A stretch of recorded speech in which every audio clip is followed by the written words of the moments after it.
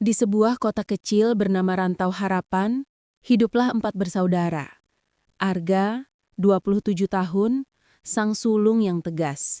Laras, 24 tahun, si kakak kedua yang lembut dan keibuan. Damar, 19 tahun, yang emosional namun pemberani. Dan Nala, 8 tahun, adik bungsu yang ceria, polos, sekaligus alasan ketiga kakaknya terus bertahan. Sejak orang tua mereka meninggal 2 tahun lalu akibat kecelakaan, Arga mengambil alih peran ayah. Ia berhenti dari pekerjaannya di luar kota dan pulang untuk menjaga adik-adiknya. Laras mengurus rumah dan sekolah Nala. Damar, meski masih muda, ikut bekerja sambilan sebagai kurir demi tambahan biaya hidup. Hidup mereka jauh dari kata mudah, tapi rumah kecil peninggalan orang tua itu selalu dipenuhi tawa. Sampai hari ketika semuanya berubah. Beberapa minggu terakhir, hujan deras terus mengguyur kota. Sungai yang melintasi Rantau Harapan mulai meluap. Orang-orang mulai resah, tapi belum ada yang menduga akan terjadi bencana besar. Malam itu Nala tak bisa tidur. Ia memeluk boneka lusuh pemberian ibunya.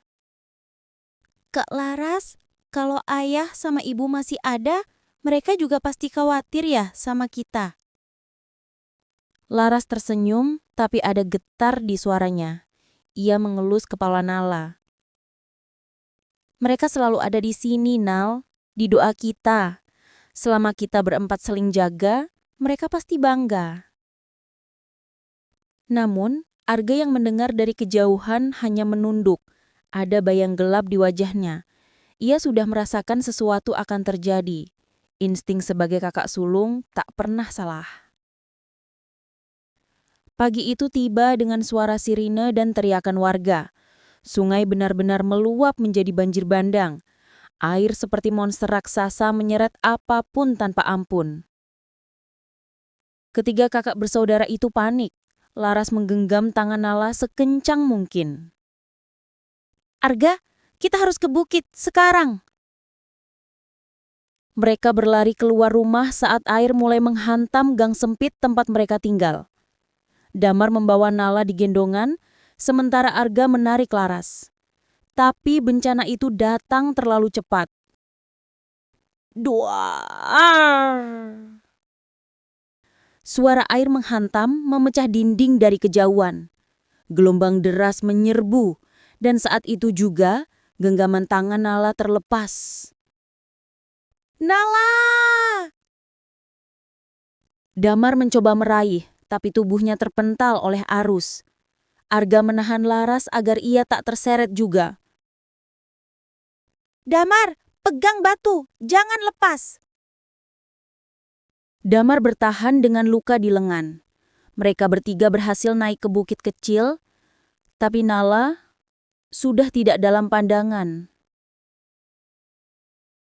Dunia mereka seperti ambruk kedua kalinya. Laras jatuh berlutut, menangis tanpa suara. Damar memukul Danah dengan frustasi. Kalau aku lari lebih cepat, kalau aku gendong dia lebih kuat. Arga memejam menahan air mata yang lebih pahit dari hujan yang terus turun. Ini bukan salah kamu, tapi janji kakak sulung, kita akan cari Nala sampai ketemu. Hidup atau mati, dia tetap saudara kita. Di tempat lain, Nala yang sendirian. Nala terseret jauh mengikuti arus. Tubuh kecilnya hampir tenggelam, hingga akhirnya terdampar di reruntuhan jembatan yang roboh, tersangkut di pelukan batang pohon. Ia menggigil membuka mata perlahan. Kakak Arga, kakak Laras, kakak Damar. Ia bangun dengan kaki lecet, namun masih setia memeluk bonekanya. Tak lama, seorang relawan muda bernama Raka menemukannya. Di, kamu sendirian? Nala hanya mengangguk, tapi matanya masih menyala. Aku mau pulang ke kakakku, mereka pasti lagi nyari aku. Raka terdiam. Ia tidak tahu apakah kakak-kakaknya masih selamat. Tapi ia melihat sesuatu pada anak itu. harapan yang keras kepala seperti tekad seorang dewasa. Baik, kita cari mereka sama-sama ya. Berhari-hari berlalu setelah bencana. Arga, Laras, dan Damar ikut membantu di posko sambil diam-diam menyebar foto Nala ke setiap sudut pengungsian. Kadang mereka hampir menyerah, terutama saat rumor korban jiwa makin banyak. Suatu malam, Damar memegang foto Nala yang sudah basah dan kusam. "Kak, kita masih bisa nemuin dia?"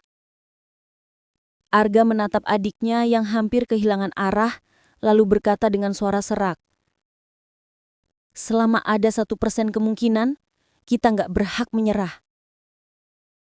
Laras yang biasanya tenang, malam itu akhirnya bicara. Suaranya seperti kaca retak, tapi penuh keyakinan. "Nala itu nggak takut gelap, dia takut sendirian. Makanya dia pasti berusaha cari kita juga." Hari ke-7 bencana, saat bantuan mulai stabil dan air surut, Raka mengajak Nala menyusuri sisa-sisa pengungsian. Di tangan Nala, ada foto keluarga mereka yang ia temukan terseret dari rumah. Tiba-tiba, Nala berhenti. Ia melihat dari kejauhan, seorang pemuda bertopi hitam dengan luka perban di lengan sedang menempel foto anak kecil di papan pengumuman posko. Ia mengenali gerakannya lebih dulu sebelum mengenali wajahnya. "Kakak Damar!" Suara itu memecah kerumunan.